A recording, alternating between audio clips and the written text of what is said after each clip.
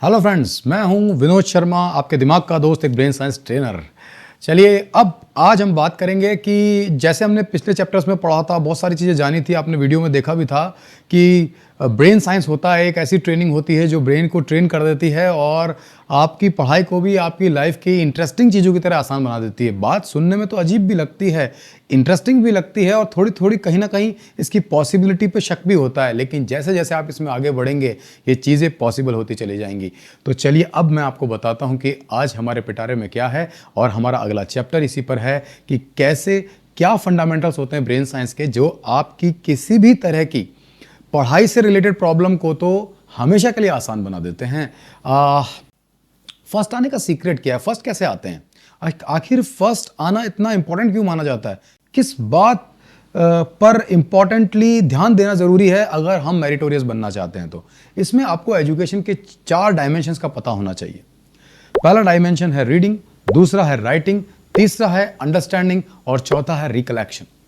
Doctor collar नाम के विद्वान ने, doctor Koller was a psychologist जिन्होंने 4 डायमेंशंस ऑफ एजुकेशन का जिक्र किया था एजुकेशन साइकोलॉजी में, और उन्होंने बताया कि अगर आप पढ़ाई या स्टडी को अपनी लाइफ में लर्निंग का, स्किल का और सक्सेस का बेस बनाते हैं तो ये 4 इंपॉर्टेंट पैरामीटर हैं। अजीब बात यह है कि हम आज तक इंडियन एजुकेशन के अंदर सिर्फ 3 ही चीजों पर ट्रेंड हुए हैं: how to read well, how to write well and how to understand well. इसीलिए आपने नोटिस किया होगा कि आप कभी लाइफ में पढ़ना सीख चुके हों तो कभी पढ़ना नहीं भूलते। कभी सुना है आपने कि एक इंसान पढ़ना ही भूल गया कि बहुत साल हो गए, अब तो मुझे ध्यान ही नहीं है सब क्या लिखा हुआ।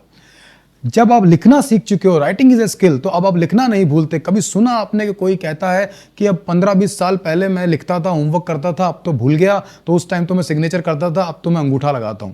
राइट? ऐसा नहीं होता ना। जिस बात को अच्छी तरह समझ चुके हों, क्या हम उसे दोबारा समझते हैं? लाइफ में प्लस माइनस करना हमने पहली क्लास में, सेकंड क्लास में, थर्ड क्लास में सीखा था। क्या लाइफ में बिना रिवीजन के वो आज तक आपको आता नहीं है? क्योंकि आपने उसको समझा हुआ है। अगर मैं किसी चीज को अगर आपसे कहता हूं कि चीजें नीचे क्यों गिरती है, किसी चीज को नीचे छोड़ दूं तो वो नीचे ही गिरेगी, तो चीजें आखिर नीचे क्यों गिरती है? अगर मैं ये आपसे पूछूं तो 1 सेकंड में आप आंसर देंगे, because of the gravitational force. चाहे आपने वो कोई सी भी क्लास में पढ़ा हो, यहां तक कि अगर मैं पूछ लूं कि एग्जैक्टली बताइए पहली बार कब पढ़ा था ये आपने, तो मुझे पूरा यकीन है आपको वो क्लास ही याद नहीं आ रही होगी कि फर्स्ट टाइम इसको किस में पढ़ा था हमने। लेकिन आपको इसका रीजन ध्यान आ गया क्योंकि ये लॉजिकल है, इसको समझा हुआ है। आपके टीचर ने ये समझा रखा है कि ग्रेविटेशनल पुल की वजह से, इस फोर्स की वजह से चीजें नीचे की तरफ जाती हैं। तो कमाल की बात यह है कि जो चीज आपने स्किल कर ली है, मास्टर कर ली है, समझ ली है, या जिस चीज को आप पूरा अच्छी तरह सीखे हो, वो आप कभी नहीं भूलते। लेकिन आपने नोटिस किया आप क्या भूलते हो? जो चीजें आपने याद की है, जो आपने डेलिबरेटली बैठकर बार बार पढ़ के, लिख के, दोहरा दोहरा के याद की है, उन्हीं क्वेश्चन के आंसर्स को आप लाइफ में भूल जाते हो। इसका सबूत है, अगर आप अभी 10th क्लास में पढ़ रहे हैं तो याद कीजिए क्या आपको 8th या 9th के मैक्सिमम क्वेश्चन के आंसर याद हैं? नहीं। आपने मम्मी पापा से पूछिए क्या उन्हें अपनी बचपन की पढ़ाई याद है? वो कहेंगे नहीं। लेकिन अगर वो ग्रेजुएट हैं या पढ़े लिखे हैं तो इसका मतलब वो याद करके, एग्जाम दे के, पास होके ही आए हैं, अब याद नहीं है। यानी अब जो मैं आपको बताने जा रहा हूं वही है इसका इंपॉर्टेंट प्रिंसिपल कि आपका 4th डायमेंशन मिसिंग है, और वो है कि कैसे याद करें कि हमेशा याद आए। और यह है 4th dimension, science of recollection. पढ़ाई की गाड़ी के 4 पहिए होते हैं। अगर आपके पास एक गाड़ी है, उसका एक टायर पंचर है, तो आप पहले क्या करेंगे? पंचर ठीक कराएंगे, वो गाड़ी चलाते रहेंगे। कॉमन सेंस की बात है, आप पंचर ठीक कराएंगे। अगर पंचर गाड़ी चलाते रहेंगे तो वो कहां जाएगी? मंजिल पे जाएगी या गैराज में जाएगी? कॉमन सेंस की बात है, गैराज में जाएगी।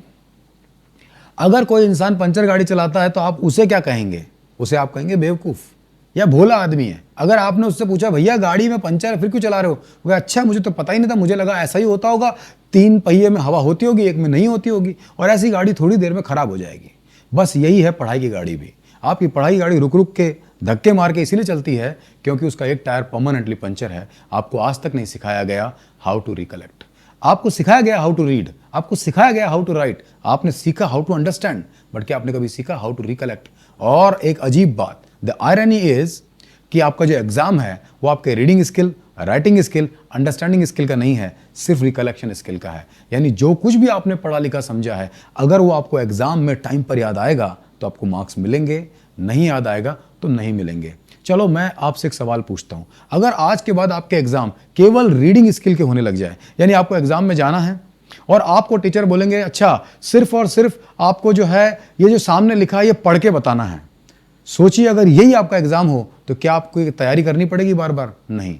और अगर यही आपका एग्जाम है तो कितने परसेंट मार्क्स आप लाएंगे? सोच के बताइए। आई एम श्योर आप सभी कह रहे हैं 100%, क्योंकि आप उस पर स्किल्ड है और स्किल्ड होने की वजह से आप में कॉन्फिडेंस है। अगर सोचिए आपका एग्जाम सिर्फ आपकी राइटिंग स्किल का हो, आप एग्जाम हॉल में जाएंगे, टीचर बोलेंगे जो सामने लिखा है वो अपनी कॉपी में लिख के दिखा दीजिए, या हम बोलते जा रहे हैं उसको सुन सुन के लिख के दिखा दीजिए, क्या आपको लगता है इस एग्जाम में आपको कम मार्क्स आएंगे? नहीं, क्योंकि इसमें भी आप स्किल्ड है और स्किल्ड होने की वजह से आप में कॉन्फिडेंस है। अगर आपका एग्जाम सिर्फ समझने के स्किल का हो, जैसे आप व्हाट्सएप को समझते हैं, फेसबुक पे आई हुई स्टोरीज को समझते हैं, मूवीज को समझते हैं, अखबार पढ़ते पढ़ते समझ जाते हैं, बस ऐसे ही सामने एग्जाम में कुछ लिखा होगा उसको समझना है और समझ के बताना है कि यहाँ एक्चुअली क्या लिखा हुआ है, तो क्या आपको लगता है इसमें आपके कम मार्क्स आएंगे? आई एम श्योर यहां भी आपका मन कह रहा है नहीं, हमारे बहुत अच्छे मार्क्स आएंगे। लेकिन आपका इन तीनों बातों का एग्जाम ही नहीं है। आपका एग्जाम है इन तीनों से जो कंटेंट आपने कॉपी या बुक में नोटेड है आपके पास में, उसे आपको पहले अपने ब्रेन में बिठाना है, यानी उसे याद करना है। तो इसका अगला स्टेप होगा मेमोराइजेशन। इसके लिए कोई टीचर, कोई फैकल्टी आपको बैठा के याद नहीं कराएगी, वो आपको इंस्ट्रक्शन देगी कि जो भी आपने पढ़ा लिखा समझा है उसे अच्छी तरह याद कर लेना। आप पूछते हो अच्छी तरह याद कैसे करते हैं? तो कोई कहता है बार बार पढ़ के याद करो, कोई कहता है बोल बोल के याद करो, और कोई कहता है लिख लिख के याद करो, कोई ये भी कहता है समझ समझ के याद करो। लेकिन अगर ये तरीके सही होते तो इससे याद किया हुआ जिंदगी भर वैसे ही याद रहता जैसे आपको पढ़ना लिखना और समझना याद रहता। लेकिन अगर आप अपनी पढ़ाई का मैक्सिमम कंटेंट पढ़ाई से दूर होने के बाद, उस क्लास को पूरा कर लेने के बाद, या जिंदगी में आगे बढ़ जाने के बाद, थोड़ा गैप आ जाने के बाद भूल जाते हैं, तो इसका मतलब वो मेमोरी आपकी परमानेंट नहीं, टेम्परेरी मेमोरी थी।